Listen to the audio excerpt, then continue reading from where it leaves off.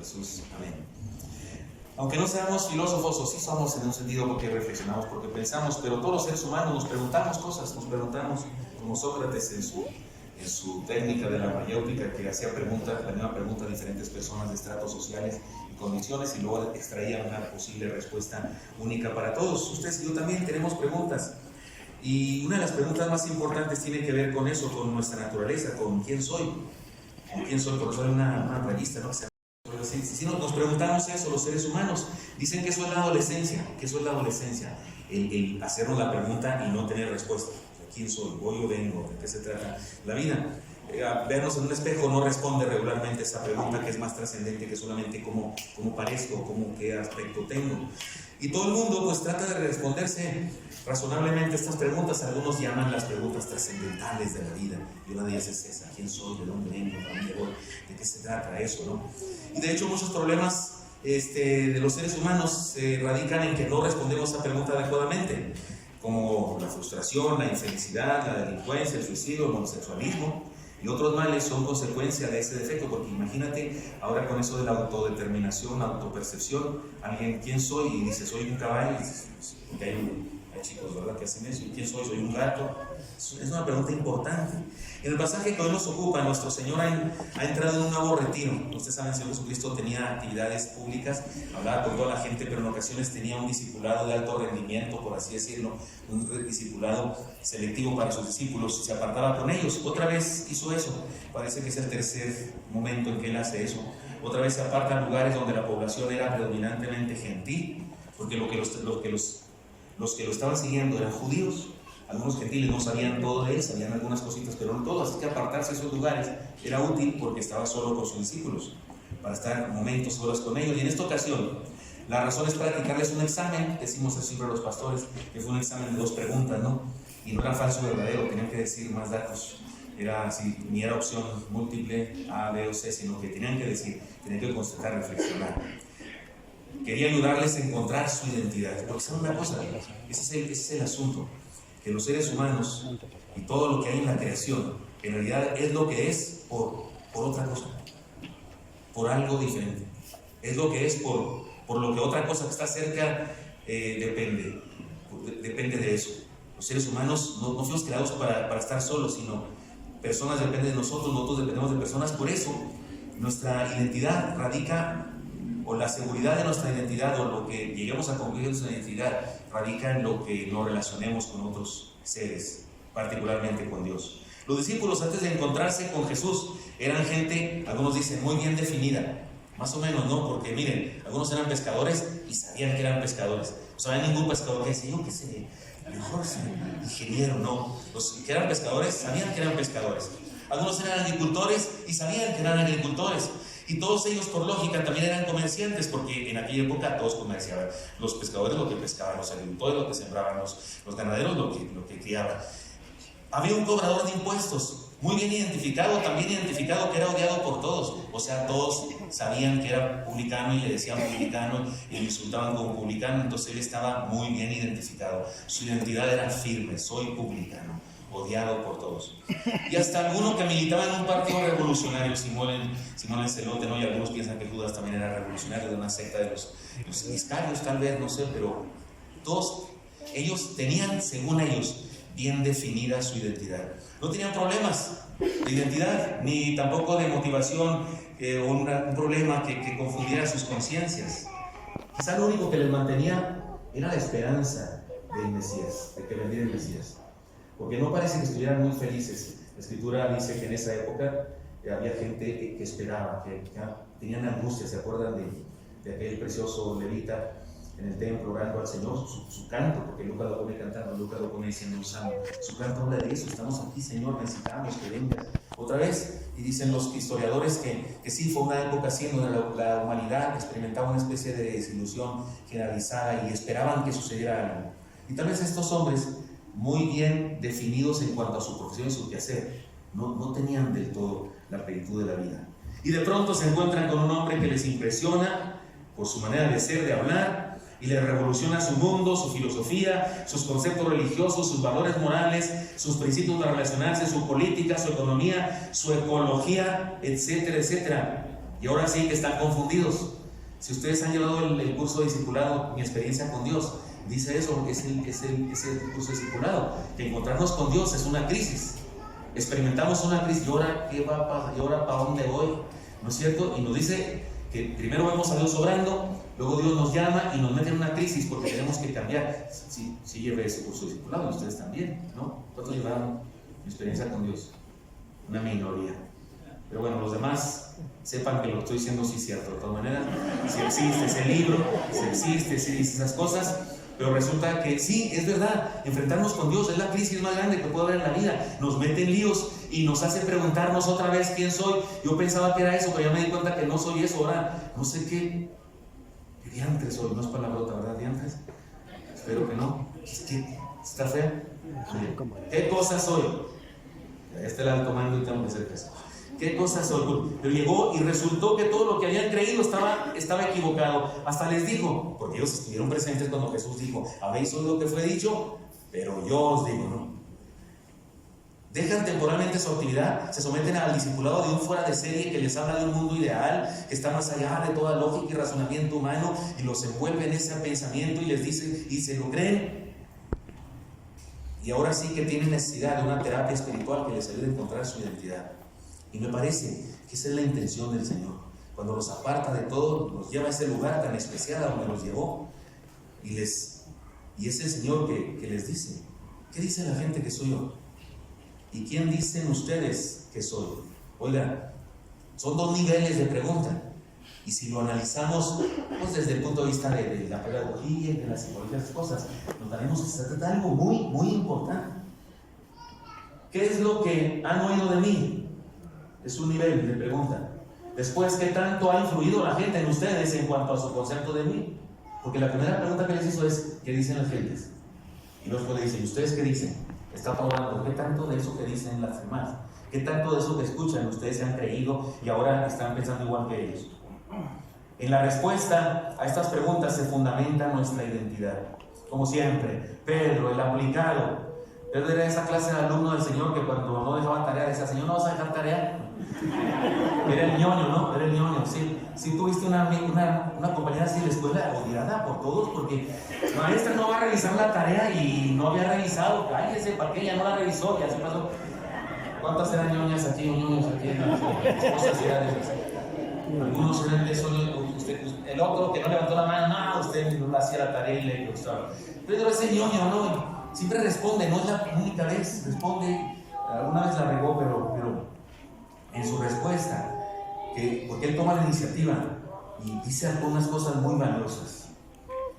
Pedro es aquel que toma la iniciativa y responde, quizás en nombre de todos los demás que eran menos atrevidos que él, y contesta en forma extraordinaria, y nuestro Señor aprovecha para hablarles de la identidad que habrán de tener a partir de ese momento. Jesús no solamente está preguntando quién soy yo, no, está diciendo quiénes son ustedes. Y son lo que son en relación a mí. ¿Quiénes son ustedes? Si pueden decir quién soy yo, ustedes van a poder saber quiénes son ustedes. En un sentido real, Pedro también nos representa a nosotros en su respuesta. Así que la enseñanza que les dio a ellos en aquel momento es de pertinencia para nosotros en estos días. Ahora, ¿quién somos? ¿Cuál es? Perdónenme que voy a hacer unas simplezas monumentales, pero creo que a veces no somos conscientes de esas simplezas monumentales. ¿Cómo es nuestra identidad? ¿Cómo es un cristiano? Creo que hay una cosa absolutamente fundamental en esto que nos habla este texto.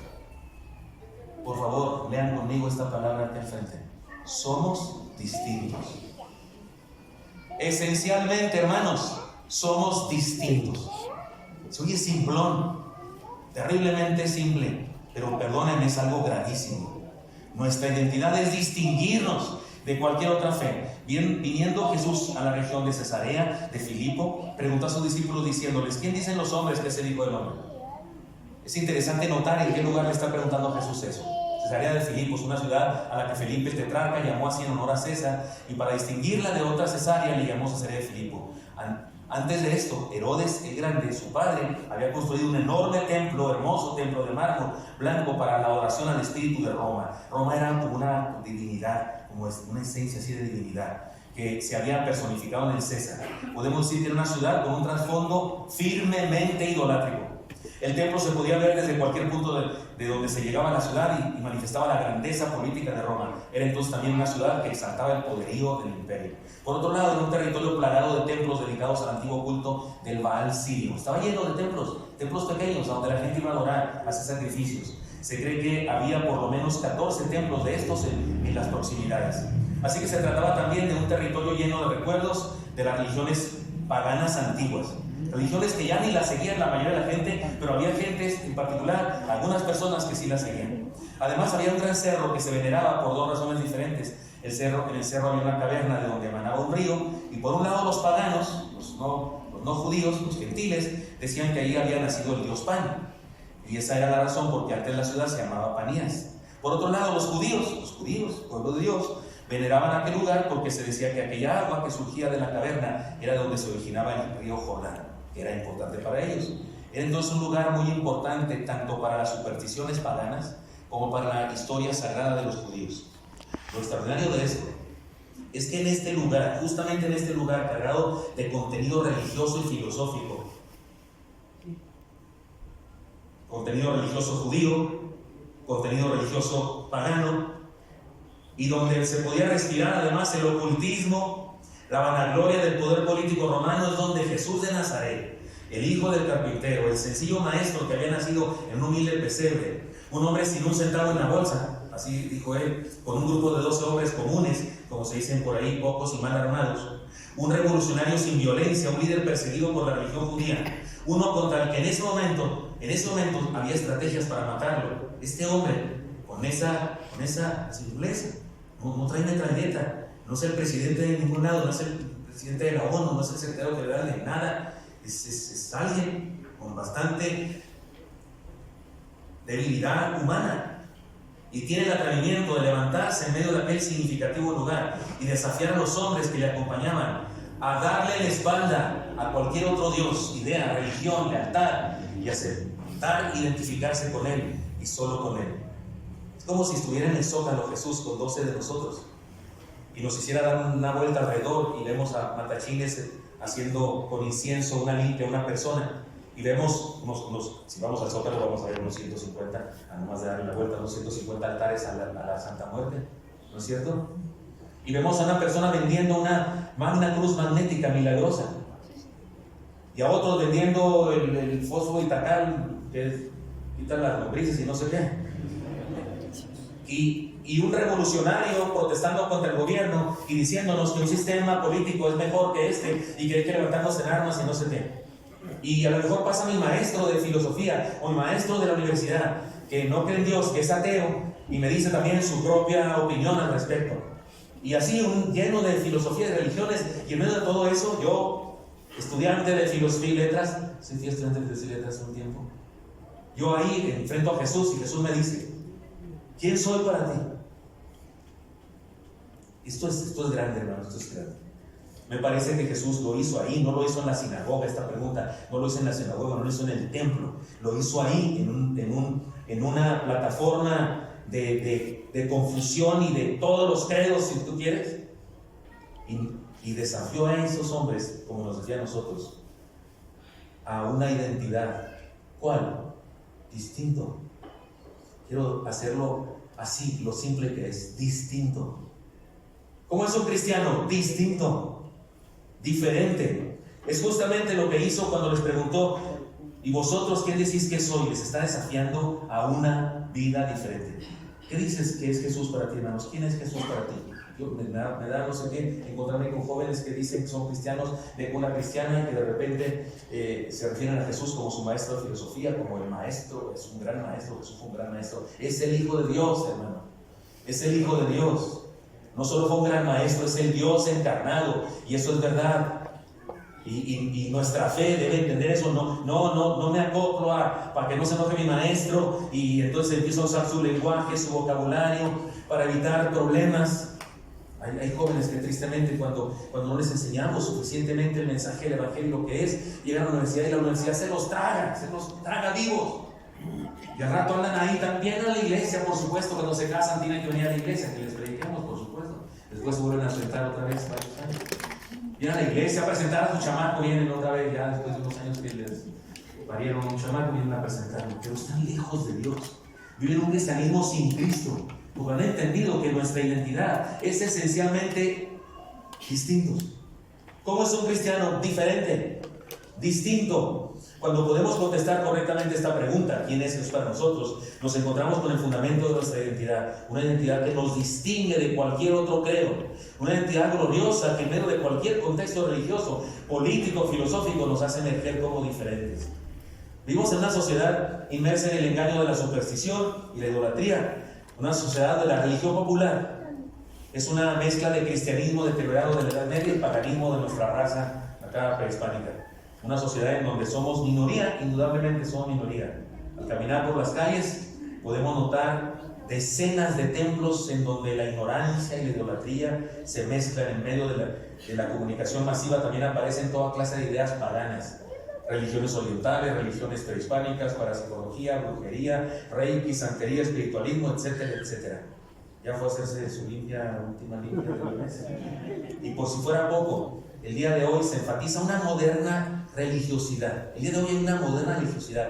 Yo creo que es el peor enemigo del cristianismo el día de hoy. Una moderna religiosidad que se basa en ideologías anticientíficas, absurdas, agendadas por gobiernos y empresarios poderosos del mundo para conseguir lo que llaman el nuevo orden mundial. Pero es en este contexto en el que Jesús nos sigue llamando a identificarnos con Él, a ser diferentes, a ser distintos. Recibí la visita en la oficina hace algunos años de una familia, llegó él y ella y sus hijos también, jóvenes de la mano de jóvenes, y yo había dado unas conferencias acerca del noviazgo sano, fe sana, noviazgo sano, y estos papás me dijeron: pastor, venimos a despedirnos, ya no queremos estar en esta iglesia, no queremos que nuestros hijos estén en esta iglesia. El sermón del otro día que usted les predicó a todos los jóvenes acerca del noviazgo sano, fe sana, noviazgo sano, no nos parece correcto que ponga esas presiones sobre los muchachos. Los muchachos son muchachos, tienen que vivir su sexualidad, tienen que ser felices, tienen que mezclarse con otras personas, no pueden ser bichos raros, no pueden ser personas diferentes a todos. Me estaba diciendo lo que este texto dice que es la identidad del cristiano. Somos diferentes a todos, somos bichos raros, definitivamente somos bichos raros. Eso dice la Biblia que pasa con nosotros. Perdónenme si alguien piensa: no, hay que llevarnos suave. Sí, hay que llevarnos suave con todos. En cuanto dependa de nosotros, estar en paz con todo el mundo. Pero nuestro testimonio, nuestra palabra, nuestra fe radical en un solo camino es una patada al rostro de las personas. Las personas se enojan por eso. Pero ¿qué vamos a hacer? No, también su camino es bueno. No, si usted quiere ir por ese camino, no se preocupe. No, todos los caminos llevan a Roma. No es cierto. Bueno, la Roma sí, pero no al cielo. La Roma sí, pero no al cielo. Nos sigue desafiando el Señor a darle la espalda a todas las ideas que se oponen a su evangelio. Nos sigue desafiando a hacer contraste, revolución, transformación. Vivimos a contracorriente, pero no somos una cultura de choque, sino una cultura superior. Sí estamos a contracorriente, pero no porque seamos una cultura, ¿cómo se dice? Underground, se dice por debajo. No, somos una cultura por arriba. El reino de los cielos es superior a cualquier filosofía, idea, lo que sea. Pero en esta tierra en que vivimos choca con el mundo. Nos sigue desafiando el Señor a ser diferentes, es decir, santos. Nos sigue dando la oportunidad de adquirir una gloriosa identidad, a preguntarnos: ¿quién soy? ¿Quién soy? Nos dijo Jesús para ti, y le respondemos: eres el Cristo, el Hijo de Dios viviente, y yo te sigo, entonces soy distinto. Es así de simple. Soy distinto. No es nada teológico profundo, si usted quiere, no es una palabra ni en latín ni en griego que le estoy diciendo. Pero eso dice aquí que son distintos. Por eso les hace el desafío en medio de aquella mosaico de religiones. Respondamos a la pregunta con valor y vivamos la identidad que nos ha dado. En el mundo somos los que no son. ¿Sabe? Perdón que lo diga así, pero en el mundo somos los que no somos. O sea, pues no somos igual que todos los demás. Recuerdo cuando yo me entregué a Cristo, lo hice muchas veces porque yo no sabía que había que levantar la mano una sola vez, nadie me dijo nada. Entonces yo, cuando fui al primer culto de la iglesia, predicó el pastor Abel Gómez, yo levanté la mano y ya me pasaron al frente, oraron por mí, no sé qué. En el siguiente culto que hubo, el otro pastor de esa iglesia, porque él era invitado, hizo invitación, yo levanté la mano. Y luego fuimos a cantar, me invitaron a cantar a una iglesia metodista que estaba ahí cerca, fuimos y ahí era también evangelístico, y me hicieron invitación, pasé al frente. Es más, cuando fui pastor de la primera iglesia bautista, porque Le fui pastor de la Iglesia Bautista. Un día limpiando allá las mazmorras de los cuartos y las cajas de libros antiguos y no sé qué, encontraron una cajita de las decisiones. Y la secretaria me dijo, pastor, ¿qué hago con esta cajita? Le dije, son las decisiones, sí. Pues busque a ver si hay alguna interesante, algún personaje de la iglesia, no sé qué. Y regresó y me dijo, hay 17 suyas, pastor. Había 17 papeletas de entregarse a Cristo. O sea, yo si soy cristiano me entregué 17 veces en la misma iglesia. Y luego en la metodista otra y en el campamento otras 3. Pero resulta que en una ocasión, ya cuando me enteré, pasé al frente y todo eso, y las hermanitas que me estaban tomando los datos, una de ellas me dijo, pero tú ya, ¿no? No, le dijo a la otra, le dijo, creo que ya. Y ella dijo, sí, creo ya. ¿Tú ya? Yo dije, sí, ya. Por si las dudas, para no quedar mal, no sé qué estaban diciendo, no sé qué plan tenían conmigo. Entonces, para no regarla, dije, sí, yo ya, ¿no? Oiga, claro. Somos los que no somos. Somos los que no somos. No estamos en la cajita de decisiones del mundo. No estamos, no estoy ahí, no soy. Y a la gente apesto, soy leproso para ellos. Somos los no iguales. Somos los patitos feos. Y si sabe la historia, es hermosa. No era pato feo, era cisne hermoso. Por eso entre patos se veía feo, porque era cisne. Si es el cristiano, es un cisne hermoso. Los patos son los otros. Feos. Somos los que rompemos la fórmula. Somos los que echamos a perder el plan. Ahí andan todos los cuates, oye, sí, a cooperacha para las caguamas y no sé qué. Y ahí llegas tú y si oramos, no por las caguamas, sino si oramos para no comer. Si oramos para no, ya le echaste agua a la fogata, o sea, ya llegó aguafiestas. Perdóneme, dígame que si no debe ser eso el cristiano. Insisto, pero no molestando a la gente, no molestando a la gente. Por supuesto que debemos ser amistosos. Yo digo a los jóvenes de la iglesia y a los hermanos de la iglesia, se casa su hermana, vaya a la boda, por favor. Y si hay misa, vaya a la misa. Si no, ¿cómo le va a decir a su hermana que venga al culto? Si usted ni fue a la misa, no sé en qué y esas cosas, pero yo hasta me sé las misas, casi tengo tentación de repetirlas cuando voy. Quiero cacharlos a todos, pero no. Somos los que rompemos el plan, los rebeldes, los discordantes, la nota discordante. Hermanos míos, el choque cultural no es privilegio de los misioneros transculturales, no señor, es una realidad de todo cristiano. Usted sale de su casa y ya encuentra choque cultural. Se sube al pecero y la música, Dios santo, la música. ¿Cómo se llama ese reggaetón? ¿Se llama? ¿Reggaetón? ¿A poco se siente a gusto? ¿A poco las baila? ¿A poco las canta? Usted está en un ambiente macabro. En este momento se va a encontrar brujas y brujos todavía, porque algunos se quedaron así vestidos ya para la pasada. Pero hace algunos días usted estaba metido en eso. El choque cultural no es privilegio de los misioneros, es asunto de todos los cristianos. Vivimos a contracorriente, pero no somos, insisto, cultura de choque, sino cultura superior. No estamos aquí para consentir al mundo, sino para transformarlo. No estoy contento, no estoy de acuerdo con que cualquiera líder religioso de alguna denominación cristiana hable bien de otros líderes religiosos de otras religiones solo para quedar bien políticamente. No estoy de acuerdo con eso. No creo que algunos líderes religiosos que recientemente han muerto estén en el cielo. No lo puedo creer. No predicaban el Evangelio de Jesucristo, predicaban el Evangelio de obras y decían mentiras, llamaban hermano a todo ser humano, no importa la religión que estuviera. Yo no puedo llamar hermano a ningún budista porque ni creen en Dios, no creen en un Dios personal, lo llamo mi compañero y si tengo un amigo budista, soy amigo de él y tomamos café expreso, nomás con que sea expreso y tapado, o sea, con una concha sin gluten encima, ¿verdad? Pero pensar que es algo y que se va a ir al cielo porque es muy buena persona, porque medita todo el santo día. No, si no cree en Cristo y si rechaza a Cristo, está perdido. Y si rechaza a Cristo, aunque sea de raza judía, no es pueblo de Dios. Ahí van videos de niñitos escupiendo a los cristianos que están predicando y me dicen a mí que hay que orar por el pueblo de Dios. El pueblo de Dios es su iglesia. Y no es que haya cambiado del pueblo de Dios a la iglesia. No, nunca hubo cambio. Nunca fue asunto de etnia. Nunca fue asunto de raza. Siempre fue asunto de fe. Nunca fue una cuestión de raza. Siempre fue un asunto de creer. Se acabó. ¿Qué más? ¿Qué somos? Distintos. Hermano mío, por favor, enseñemos eso. Y creamos eso nosotros. ¿Qué soy como cristiano? Diferente. El ser distinto, diferente. Es la esencia de la santidad. Pero de repente queremos parecernos a todo. Hasta de repente queremos andar en la farándula del mundo. Recibir premios del mundo. ¿Dónde quedan? Soy diferente. En ese lugar plagado de religiones. ¿Quién soy? Les dice. Cuando contestan, entonces los llama a seguirlo para siempre. Además, ¿qué somos? Tuve que buscar una palabra que dijera esta idea. Somos trascendentes. ¿De qué estoy hablando? El Señor nos da identidad al descubrirlo en forma espiritual. El texto dice, ellos le dijeron, unos Juan Bautista, otros Elías, otros Jeremías, algunos profetas. Él dijo, ¿vosotros quién decís que soy? Y él dijo, ¿y vosotros quién decís que soy? Respondió Simón Pedro, y sabemos la declaración de Pedro, la confesión de Pedro.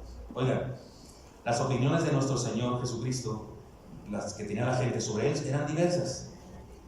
Estaban los que decían que era un charlatán, estaban los que decían que era un líder religioso, y algunos tenían una opinión muy positiva. Por ejemplo, unos decían que era Juan el Bautista. Eso no era tan malo, porque Juan el Bautista era muy admirado y era un buen profeta.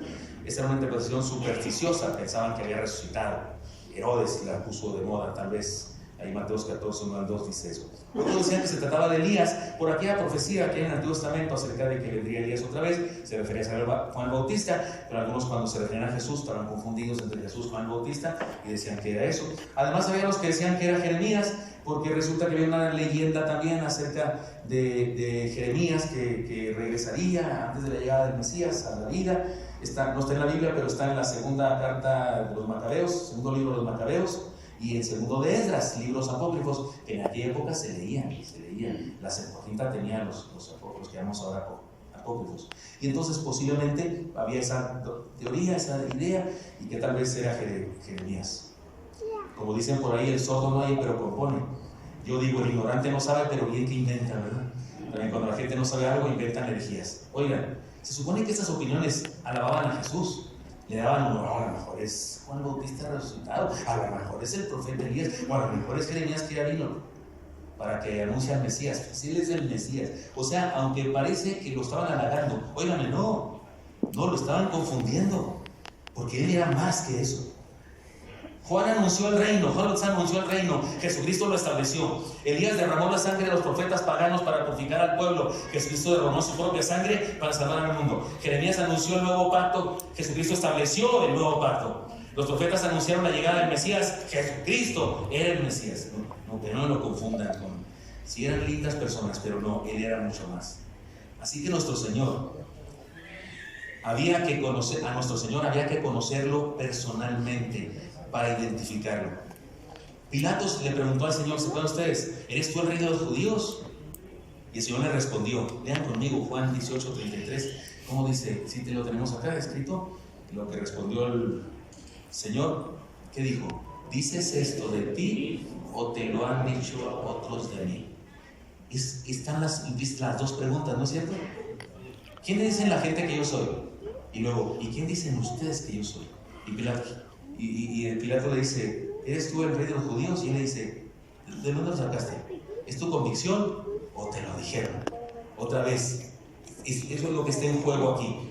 No se puede conocer a Jesús, hermanos, por los dichos de otros. Conocerle debe ser una experiencia personal.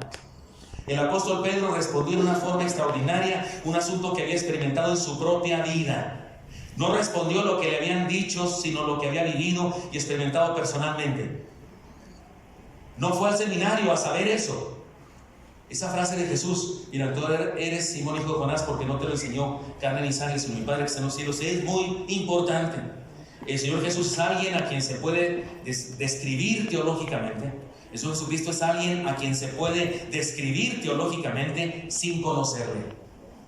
Sus enseñanzas han trascendido tanto que hay quien las cree sin conocerle a Él personalmente. Yo digo que si hay cristianos sin Cristo, si hay religiosos, bautistas, miembros de una iglesia sin Cristo. Esto es justamente lo que Él quería evitar al hacerles este examen a sus discípulos. Hermanos, no debemos aspirar a conocer solamente cosas de Dios, tanto como conocer a Dios por medio de conocer a Jesucristo personalmente. El cristianismo no es una experiencia solo intelectual de aprendizaje de datos, sino de un encuentro de primera mano entre dos personas, un hombre y Jesús. El cristiano puede sentirse orgulloso de que conoce de forma personal al autor de su fe, cosa que no puede decir ningún miembro de la religión. Los musulmanes no conocen a Mahoma, los budistas no conocen a Buda, los zoroastrianos no conocen a Zoroastro, y usted y yo sí conocemos a Jesús. Hablo con él a cada rato y me habla. Eso es, hermano, perdóneme, eso es una distinción impresionante.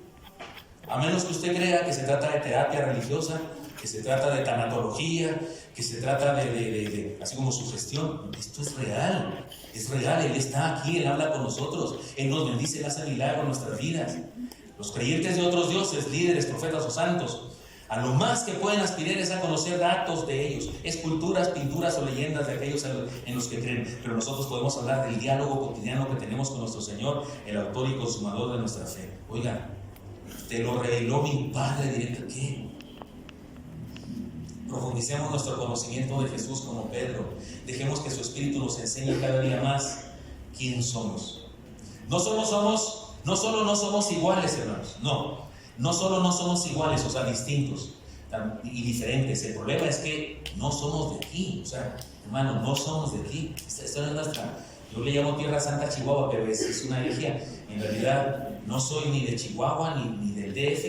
Sí saben que aquí en el DF ya nos llamamos mexiqueños, está re gacho, ¿no? Del estado, mexiquenses. Del país, mexicanos. Y como ya no había más cosa fea que decir, de aquí de la ciudad, mexiqueños. Sí está feo, ¿no? Bueno, una comida.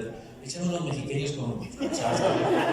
¿No les suena comida a ustedes? Se me queda así como una hierba, algo con...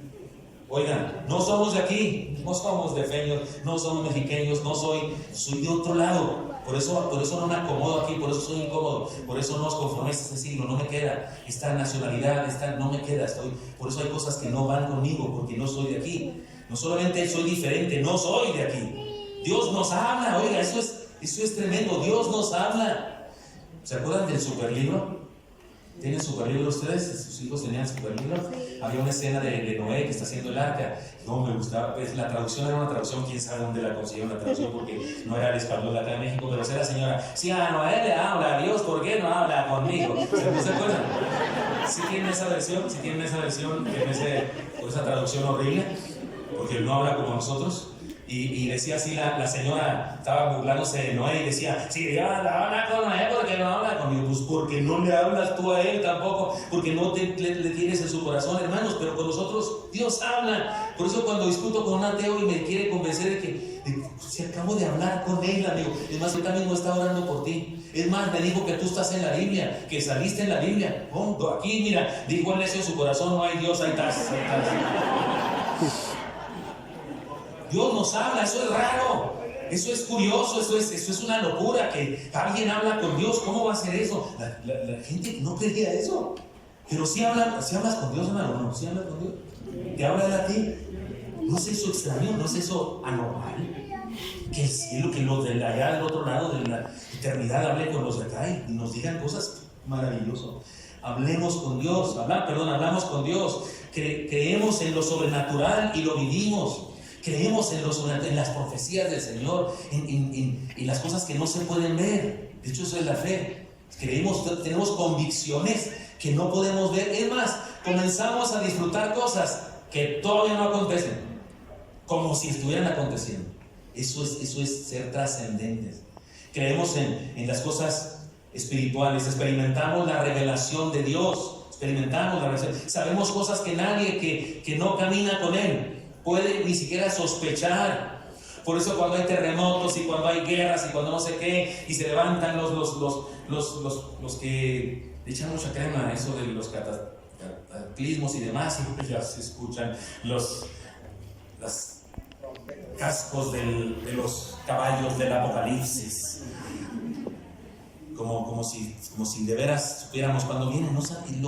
Lo único que sabemos de la segunda venida de Cristo es que no sabemos. ¿Están de acuerdo? Es lo que más claramente está, que sabemos. Pero empiezan las gentes y todos con miedo. Porque algunas predicaciones sobre el Apocalipsis dan miedo, uno sale teniendo miedo que se va a caer en la gran tribulación, no sé qué, y luego el cantito ese final de la película, te has quedado atrás, y tú no duermes en 3 días porque te sientes que te vas a quedar atrás. Entonces, el Apocalipsis es aliento, no de dolor. Pero pasa eso. ¿Qué haces tú si conoces a Dios? Hablas con Él, estás feliz. Y comadre, calmada, comadre, el Señor está con nosotros. Y si nos lleva, pues ya nos llevó, gloria a Dios, al cielo. ¿Por qué decimos que pobrecito que se murió? Pobrecito, está en el cielo. Pobrecito. ¿Te Dios la madre de cristal? Pobrecito. Si vas al cielo y le dices, Dios, deja regresar a mi hijo, a mi padre, ¿sabes qué decir tu hijo, tu padre? No, mamá, sácate, aquí estoy a gusto. ¿Por qué nos da miedo? Porque creemos. Porque somos gente que habla con Dios, porque somos gente que recibe su revelación, gente que experimenta bendición. Por eso David experimentó una gran revelación aquella vez que estaba en ayuno y cilicio, llorando por su hijo que estaba enfermo, y cuando le dijeron que se murió, se vistió y tomó y fue a adorar a Dios hasta... Si cuando estaba vivo pues que... Y él expresa algo que en la teología es algo nuevo. Nadie había sabido eso antes de él. A él le fue revelado esa idea. Él no puede volver a mí, pero yo voy a Él. Esa idea, usted dice, no, si está en la Biblia, pastor, sí, pero antes de ahí no.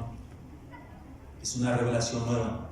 ¿Y cómo se la revela? En el dolor. Y eso le da fuerza para seguir adelante. Seguramente extrañó a su hijo toda su vida, pero tuvo fuerza para seguir. Somos esos, hermano, somos esos. No somos de aquí, somos trascendentes. Cuando los miembros de una iglesia saben y viven esto, hermanos míos, la iglesia crece automáticamente. Se saben personas trascendentes, saben que esta vida es pasajera y se comportan de manera distinta. Y además, hermanos, somos supercampeones. No puedo encontrar otra palabra. Esta es la palabra, es más, es la palabra griega, hipermitado. Somos supercampeones. Jesús nos da identidad al hacernos pueblo victorioso. Yo también te digo que tú eres Pedro, y sobre esta roca edificaré mi iglesia, y las puertas del Hades no prevalecerán contra ella. Y a ti te daré las llaves del reino de los cielos, y todo lo que atares en la tierra será atado en los cielos, y todo lo que desatares en la tierra será desatado en los cielos. Entonces mandó a sus discípulos que a nadie dijesen que él era Jesús, el Cristo. Nuestro Señor, hermanos míos, está haciendo un juego de palabras con Pedro, Petros. Y yo sé que hay muchas ideas algunas ideas acerca de quién es esta roca. La mayoría de los evangélicos decimos que es la declaración, que Pedro dijo, tú eres Cristo, el Hijo del viviente, y que sobre esa declaración está fundada la iglesia. La iglesia católica piensa que es Pedro, él como el primer papa. Yo digo porque estudié letras españolas y no puedo ir en contra de la gramática española. Yo digo que sí es Pedro, pero no como Pedro, sino como una piedra. Y lo puedo creer porque Pedro en una de sus cartas dice que Cristo es la piedra reprobada por los hombres. Establece que Cristo es la piedra principal, pero no dice a sus ovejas que reciben la carta. También nosotros, como piedras vivas, edificados en amor. Y ahí me hace pensar que en realidad Cristo le está diciendo a Pedro, sobre piedras como tú, como yo, que creen que yo soy Cristo y el Hijo viviente. Entonces yo también soy piedra. Entonces sobre piedra como tú. Tú crees en Cristo, es el Hijo del viviente, sobre piedras como tú. Y entonces somos una iglesia que no va a perder, que está destinada a ganar, y ni las puertas del Hades prevalecerán contra ella. Eso, hermanos míos, eso es impresionante.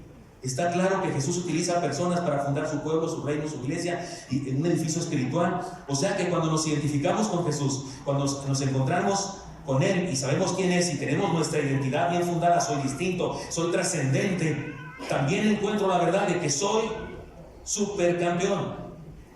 Soy parte de una iglesia victoriosa a la que ni la muerte, ni la tumba, y si hubiera purgatorio, ni purgatorio, y si hubiera limbo, tampoco, y ninguna cosa inventada o real la puede detener. Pasamos a formar parte de su pueblo y de su reino, y con ello nos constituimos una nación victoriosa. Analicemos la promesa rápidamente. Las puertas del Hades no prevalecerán contra ella. Una iglesia a la que nada ni la muerte puede detener su marcha. O sea, la iglesia camina y nada la detiene. Te daré las llaves del reino. Una iglesia con la posibilidad de hacer que hombres y mujeres vengan al conocimiento de la verdad y se integre al pueblo de Dios. Porque también nosotros tenemos las llaves del reino. Pedro usó las llaves del reino cuando predicó por primera vez, libro de los Hechos, capítulo 2. Y a eso se refería el Señor. Y todo lo que atares, y aquello de todo atares y desatares, Una comunidad con autoridad para influir, sancionar y dirigir el destino de la humanidad. Estoy de acuerdo con mi hermano conferencista que hace rato nos decía que el silencio no es parte de nuestra misión. El no decir nada, el no hacer nada ante las fechorías y atrocidades que se hacen en la sociedad, que hacen los gobiernos poderosos, la ONU misma, que no deberíamos estar callados. Debemos decir, ahora mismo está por aprobarse una ley que podría meterme a la cárcel de inmediato por todo lo que he dicho ya hasta ahorita, y si sigo hablando, peor. Me llevan pan sin gluten, por favor. Porque no vamos a callarnos ustedes y yo, no vamos a dejar de decir lo que hemos visto y oído. Ahora, no se trata de poder para perdonar, como piensan algunos pecados, pero sí de la autoridad para publicar los cuatro vientos, la voluntad de Dios, de donde emana la ética y la moral autorizadas por Dios, y el perdón de pecados. Somos un pueblo con influencia y una gran responsabilidad social. Formemos parte activa de este pueblo victorioso. Lean conmigo Romanos 8:37 para terminar. ¿Cómo dice? Pues en todas estas cosas somos más que vencedores por medio de aquel que nos amó. Romanos 8:37. ¿Dónde están mis hermanos? Sí, adelante, pasen por favor. Hermanos míos, déjenme decirlo de esta manera. Somos del equipo ganador. Punto, somos del equipo ganador. Cuando yo era chavo, adolescente, me gustaba el básquetbol, me gustaban varios deportes, pero siempre hay algún tramposo que llega y escoge a los más buenos, ¿no? Escoge a los... Dice, no, aquí el zurdo, el Pascual, los grandototes, y tú te quedas ahí con el Chucho y el Racuán. Me dejó a los peores. O sea, eso está en el equipo de los perdedores, ¿no? Pero ¿saben qué? Con Cristo estoy en el equipo de los ganadores. No hay manera de no ganar. No caigamos en la tentación, hermanos míos, de buscar una victoria en el mundo. Hace muchos años, porque ahora tengo 65 y en esa época tenía 18, Joel y yo nos hicimos amigos. Joel Sierra, nos hicimos amigos en Chihuahua. Nos conocimos una canción juntos o algo así, cantamos una. Y después de unos años se vino aquí a la iglesia y dijo, estaba predicando aquí o predicando, ¿cómo se dice? Predicantando. Yo estaba sentado ahí y le dijo, ¿te acuerdas, Gilberto, cuando teníamos 18 años? En realidad él tenía menos que yo. ¿Te acuerdas cuando creíamos que se podía cambiar el mundo? Creíamos que podíamos cambiar la convención y las iglesias. ¿Te acuerdas de eso? Y yo dije, pues sí me acuerdo. Él siguió predicando y ya no me acuerdo qué más predicó porque yo me quedé colgado de esa idea. Me acordé que cuando yo tenía 18 años, recién convertido, creía que se podía cambiar el mundo.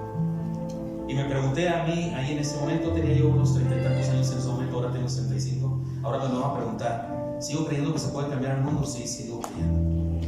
Tal vez estoy loco, tal vez soy inmaduro, pero creo que en ocasiones creemos que estamos perdiendo. No, hermanos míos, la iglesia va a ganar. Somos ganadores aún antes de la batalla. No luchemos en nuestras fuerzas, por favor. Somos victoriosos por Él. No hagamos un cristianismo sin Cristo. La iglesia saldrá victoriosa. No busquemos la victoria farandulera. Seamos fieles a nuestro llamado. Y hablando de llamado, hermanos míos, les quiero pedir perdón anticipadamente, porque voy a cantar una canción muy fea. No sé, es una canción llena de exhortación, que permiten una botella de juicio, de crítica, tiene incluso ironía, tal vez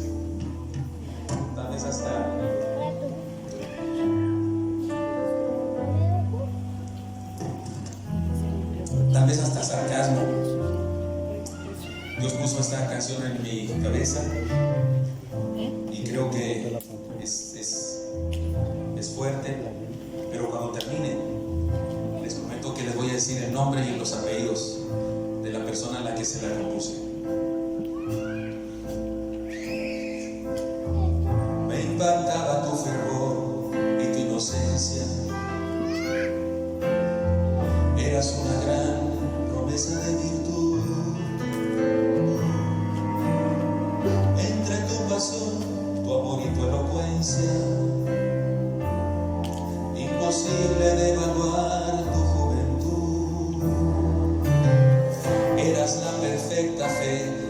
equilibrada, teología con sentido del humor, tu elocuente voz apasionada aún resuena en tu franqueza y tu valor. Llamado, no había duda de que tú eras un llamado. Todo mundo condenaba tu excelencia. Nadie igualó tu genio iluminado. Nadie con tu fe e inteligencia. Llamado, qué cántico de sirenas te ha cantado, qué tesoro te ha robado el corazón, qué espejismo, visión te ha fascinado, que te han hecho que has perdido la razón. Llamado, tus mensajes eran llenos de escritura, predicabas bien el reino de los cielos. Hoy te enfocas en las metas y anhelos, más que el reino te atrae la añadidura.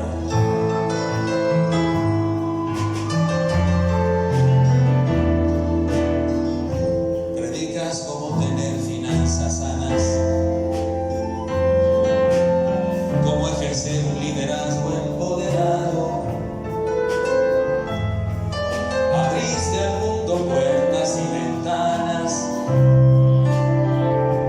Ya no predicas al Jesús crucificado. La puerta es estrecha y el camino angosto. No la abras para las multitudes. Predica gracia, pero también el costo. Que Dios tiene un remanente, no lo dudes. Llamado, no había duda de que tú eras un llamado. Todo mundo condenaba tu excelencia. Nadie igualó tu genio iluminado. Nadie con tu fe e inteligencia. Llamado, qué cántico de sirenas te ha cantado, qué tesoro te ha robado el corazón, qué espejismo, visión te ha fascinado, que te han hecho que has perdido la razón. Llamado, tus mensajes eran llenos de escritura, predicabas bien el reino de los cielos. Hoy te enfocas en las metas y anhelos, más que el reino te atrae la añadidura. Te gozabas predicando de uno a uno. Eras libre en una fiesta o un funeral. No dejaste sin mensaje a ninguno. Hoy lo único que te importa es ser viral.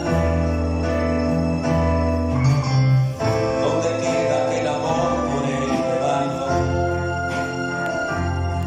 ¿Dónde animo la pasión por la verdad?